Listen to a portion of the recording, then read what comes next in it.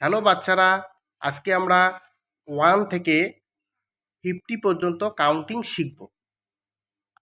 তোমরা সবাই আমাদের সাথে সাথে জোরে জোরে বলবে, বারবার বলবে, তাহলে ভালো করে শেখা যাবে। ওকে?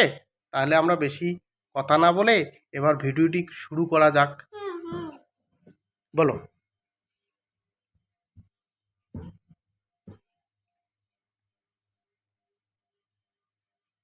1